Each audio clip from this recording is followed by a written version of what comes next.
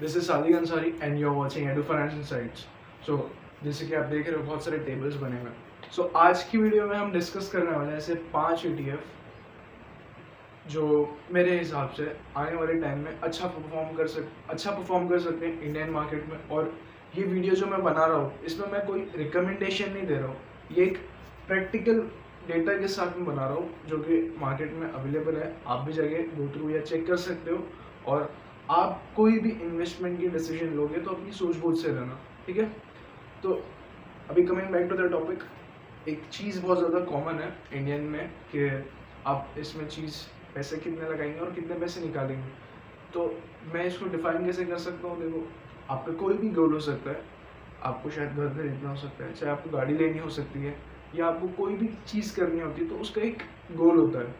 तो अपने ये इन्वेस्टमेंट का ना कितना लगा कितना निकाल सकता हूँ ऐसे मत जज करो, इसको वो गोल से रिलेट करो और अपने गोल के लिए इन्वेस्टमेंट करते रहो। Over the long term you will be in profit and आप अपने गोल को पूरा कर सकते हो। होप आपको समझ में आया होगा। अब यहाँ पे मैंने एक बहुत अच्छे से टेबल्स बना के रखे हैं ताकि आप लोगों को भी समझ में आ जाए। बेसिकली ये 5 साल की रिटर्न है और ये 1 साल की रिटर्न है जो ETFs में आपको बताने जा रहा हूँ। अभी देखो होता क्या है कि हम लॉन्ग टर्म के बारे में सोचते ही नहीं है, और मैंने शुरू किया है 5 साल से। 1 साल का रिटर्न ये है। तो ये वीडियो इन्वेस्टमेंट के ऊपर है। अगर आप ट्रेडिंग के रिलेटेड कुछ देखना है तो ये आपके लिए बिल्कुल ही नहीं है, ठीक है। तो इन्वेस्टमेंट जो होती है ना वो लॉन्ग टर्म में अच्छी खासी होती है। जिसको 3 साल से ज़्यादा की जो इन्वेस्टमेंट होती है उसको एक अच्छी इन्वेस्टमेंट माना जाता है। और जो इन्वेस्टमेंट 1 साल से कम होती है या 1 साल की होती है उसमें रिटर्न्स के चांसेस इतने नहीं होते, क्योंकि ऐसी बहुत सारी कंपनीज है जिन्होंने ओवर द लॉन्ग टर्म अच्छा रिटर्न दिया। जब उसको एनुअली एवरेज निकाला गया तो वो अपने बेंचमार्क को भी बीट करती है। सो वो सारी कंपनीज भी है इसमें। So stay tuned in this video to know about this. And अभी तक का मैं आपको बताता चलो, और आप ये सब चीज़ देख लोगे अच्छी बात है, लेकिन इन्वेस्टमेंट करने के लिए भी ना आपको एक डीमेट अकाउंट चाहिए होगा। तो मैं डीमेट अकाउंट की जो लिंक है वो आपको पिन कमेंट और डिस्क्रिप्शन में प्रोवाइड करा दूंगा। आप अपना डीमेट अकाउंट फ्री में ओपन कर सकते हो, ठीक है। तो दिस इज द थिंग, हम 2026 में ऐसे ETFs के बारे में बात करेंगे जो अच्छे रिटर्न्स देते हैं मेरे हिसाब से, ठीक है। तो मैंने उनको शॉर्ट लिस्ट किया हुआ है। सबसे पहले हम बात करेंगे निफ्टी 50 ETF। तो निफ्टी 20 बोलते हैं इसको, लेकिन मैंने निफ्टी 50 माना है। इसमें क्या होता है, इसमें इंडिया की टॉप 50 कंपनीज है, टॉप मोस्ट 50 कंपनीज। आप सेक्टर्स की बात कर लीजिए, सारे सेक्टर्स होंगे इसमें। फार्मा भी होगा, IT भी होगा, इसमें हर चीज़ हर सेक्टर होंगे जो कि टॉप 50 कंपनीज में आता है। टॉप 50 कंपनीज में कौन सी कंपनीज आती है जो अच्छा रेवेन्यू कर रही है, अच्छा प्रॉफिट मार्जिन निकाल रही है? तो वो आते हैं हमारे इंडिया की टॉप 50 कंपनीज में। तो अगर आप उसमें इन्वेस्टमेंट करोगे तो चांसेस है आप इंडिया के साथ ही बढ़ोगे, ठीक है। अभी उसके 1 साल के रिटर्न क्या है? 9.44%। जिस आप बोल सकते हो कि ये यार FD के जितने रिटर्न दे रही है, लेकिन सीधा लॉन्ग टर्म रिजल्ट 88.51%। ये जो भी हम डेटा बात करेंगे ये परसेंटेज में बात करेंगे।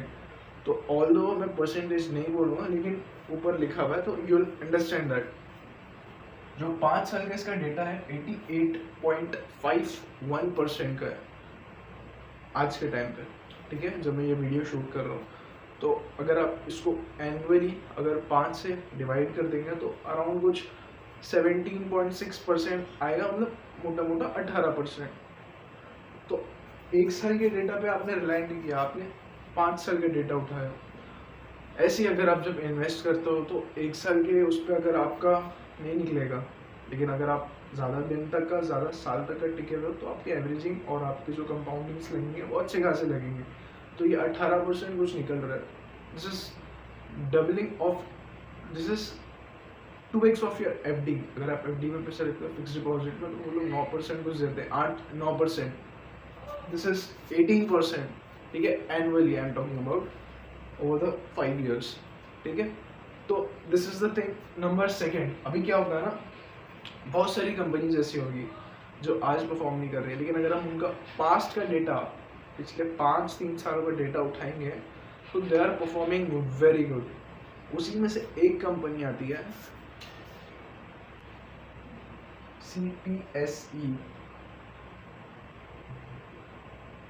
ETF। अभी देखो CPSE ETF, ये मैं आपको बताता चलूँ, शायद आप लोगों ने नाम सुना होगा इसका। दिस इज गवर्नमेंट ETF और इसमें 51% की होल्डिंग जो है गवर्नमेंट की है।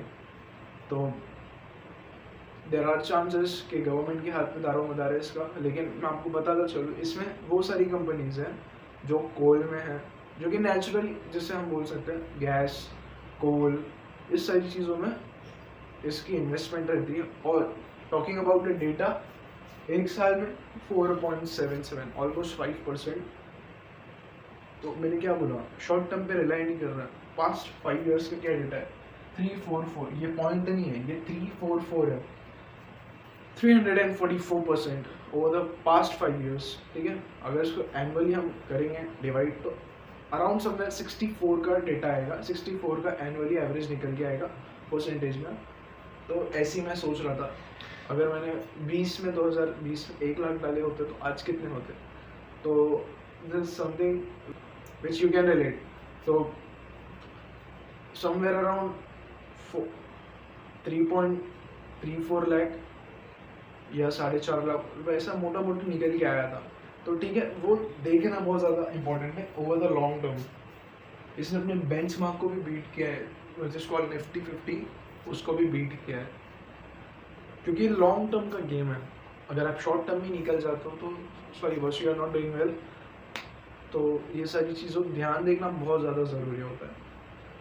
हम बात करते हैं प्रॉफिट बुकिंग की, लेकिन प्रॉफिट बुकिंग भी अगर देखा जाए ना, तो अगर आपका 10x का पोर्टफोलियो नहीं है तो उसके बाद मतलब बेसिकली लॉन्ग टर्म में ज़्यादा अच्छा बनता है वो सारी चीज़ें, तो उसको देखना ज़्यादा ज़रूरी है।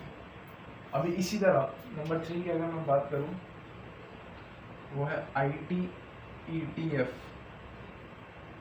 अब देखो बहुत सारे लोग ऐसा बोल रहे थे IT इंडस्ट्री ख़त्म है, IT इंडस्ट्री में कुछ नहीं होना है, लेकिन एक सेंस यूज़ करो, एक कॉमन सेंस यूज़ करो। बराबर है, जॉब जाएगी, ये होगा, सारी चीज़ें, लेकिन वो जॉब जाने की वजह क्या होगी, AI, artificial intelligence, and will create that, उसका पार्ट, उसके रोल में कौन ज़्यादा प्ले करेगा, IT इंडस्ट्री करेगी, क्योंकि अभी AI clouds, AI engine, AI optimisation, ये सारी चीज़ें वो लोग इंक्लूड कर रहे हैं। कौन कर रहा है, कंपनीज ही कर रही है ना। तो देयर आर चांस कि वो अच्छा ग्रो करेगा। एक साल में नेगेटिव रिटर्न्स है अराउंड 10% की, ओवर द 5 इयर्स 30% की रिटर्न है, लेकिन this is something which can be, according to me, which can be boom in 2026। तो मैं अपने हिसाब से आपको बता रहा हूँ। और ये IT में क्या होता है ना, हम ETF की बात कर रहे हैं, तो ETF में भी बहुत सारी कंपनीज आपको बंच में मिल जाती हैं, TCS और इन्फोसिस और मैनी मोर।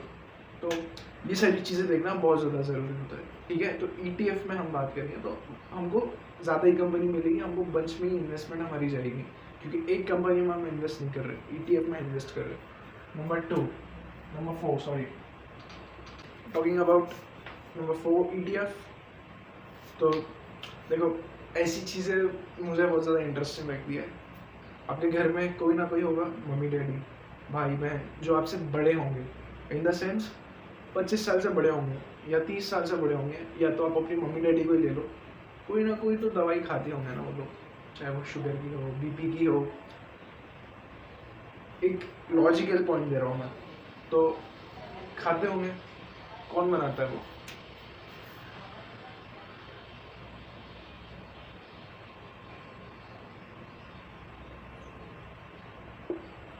Pharma ETF।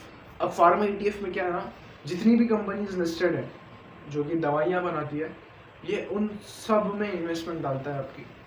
और देखो बड़ी बात नहीं करूँगा, आज से 5 साल पहले इतनी दवाइयाँ नहीं चलती थी, लेकिन अभी कोरोना के बाद से ऐसा बहुत देखा गया है, डेटा भी है कि डायबिटिक पेशेंट की जो ग्रोथ थी वो बढ़ गई है। तो यार जब बढ़ रही है तो दवाइयाँ लगेगी, ऑब्वियस सी बात है, और जब दवाइयाँ लगेगी तो किसी को तो बनाना पड़ेगा ना, किसी को तो बनाना पड़ेगा। सो दे आर प्रिपेयरिंग दैट, और खाली इस चीज़ के लिए हर चीज़ की दवाइयाँ बनाते। तो जब पॉपुलेशन बढ़ रही है, सब चीज़ बढ़ रही है, तो मेरे हिसाब से ये सेक्टर भी अच्छा खासा बढ़ेगा आने वाले कुछ सालों में। ये मेरा पर्सपेक्टिव है, आप अपने हिसाब से जा सकते हो। Coming back to the data, 1.5% या 1% लॉस में चल रहा है, नेगेटिव में चल रहा है ये एक साल का डेटा। 5 साल के डेटा की बात करें, 33.31% अप। अभी देखो होता क्या है, ETF में आपको डिविडेंड भी मिलता है ना, तो वो री इन्वेस्ट हो जाता है। आपका अमाउंट अगर आपने 10 रुपये लगाया, फिर डिविडेंड मिल गया आपको, तो वो 8.5 हो जाएगा, आपका पैसा कम हो जाएगा, लेकिन आपका क्वांटिटी वगैरह ऐसा कुछ बढ़ेगा नहीं। लेकिन वो अच्छी चीज़ है, कभी कभी वो बेंचमार्क को बीट कर देता है डिविडेंड, आपको नहीं पता होगा तो बात कर रहे थे हम इसकी। तो फार्मा मेरे हिसाब से आगे जाके बढ़ेगा, क्योंकि हमारे इंडिया में फार्मा बहुत ज़्यादा है, समझे? तो अकॉर्डिंग टू मी ये बढ़ेगा। और नंबर 5,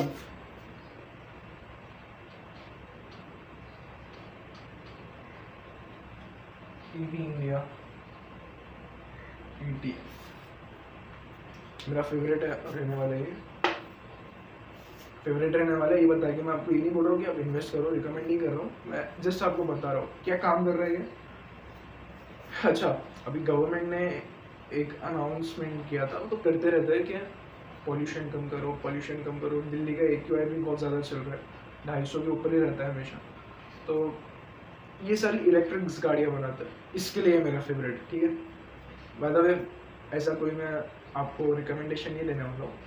तो इसमें क्या है ना, इसमें बहुत सारी कंपनीज हैं, मारुति, महिंद्रा, टाटा, और सारी कंपनी जितनी भी हैं, बॉश, तो ये सारे लोगों का इसमें रहने वाला है होल्डिंग्स आपकी कंपनीज की।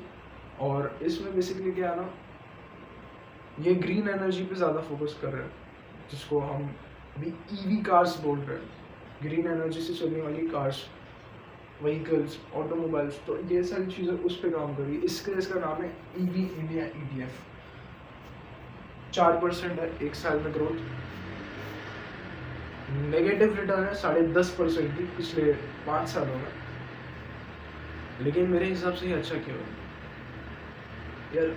सच बात बोलूँ तो अभी हम अगर पेट्रोल डीजल वाली गाड़ी ले लेते तो 15 साल से ऊपर कोई गाड़ी चलती नहीं है बराबर। अब इलेक्ट्रिक है तो इलेक्ट्रिक का थोड़ा एडवांटेजेस ज़्यादा रहेगा, तो मेरे हिसाब से। और तो अभी भी हम देखते हैं हमारे आसपास इलेक्ट्रिक गाड़ियाँ, लेकिन आने वाले टाइम में मेरे हिसाब से EV ही चलेगी, और पेट्रोल डीजल भी चलनी है, लेकिन मेरे हिसाब से नहीं भी तो अराउंड 35 to 45% EV रहने वाली है इंडिया में। कम भी हो सकता है, ज़्यादा भी हो सकता है, क्योंकि मैं कोई ऐसा प्रेडिक्ट नहीं कर सकता। तो ये है आज के सारे हमारे ETFs। और मैं आपको एक चीज़ अभी से बताता हूँ, आप ETF में ना कभी भी याद रखिए, मैंने पहले भी बताया, बहुत बार बोलता हूँ मैं, अगर वो गिर रहा है तो और खरीद लो, गिर रहा है तो और खरीद लो। इसमें क्या होता है ना, आपकी एवरेजिंग हो जाती है। आप यकीन नहीं मानोगे, एक ऐसा ETF है जिसकी लिमिट ऑर्डर भी नहीं लगाई थी मैंने, मार्केट प्राइस पे मैं उसको खरीद रहा था, लेकिन मेरे को बाइंग मिली नहीं। क्यों? क्योंकि कोई बेच ही नहीं रहा था वो ETF। तो यार ये सारे ETF आप एक बार अपने एनालिसिस कर सकते हो, आप अपने जितने भी प्रोस्पेक्ट आप नज़र रखते हो इन्वेस्टमेंट को पिक करने के लिए, वो एक बार इसमें भी करके देखना। मैंने अपनी पूरी कोशिश की है कि आपको अच्छी वीडियो पहुँचे, कोई भी रिकमेंडेशन करने की ज़रूरत नहीं है। और जैसे कि मैंने बोला, अगर डीमेट अकाउंट नहीं है तो मैंने पिन कमेंट और डिस्क्रिप्शन में उसकी लिंक प्रोवाइड कर दिया। तो वीडियो कैसी लगी, let me know. I will be seeing you in the next video. Till then keep growing yourself.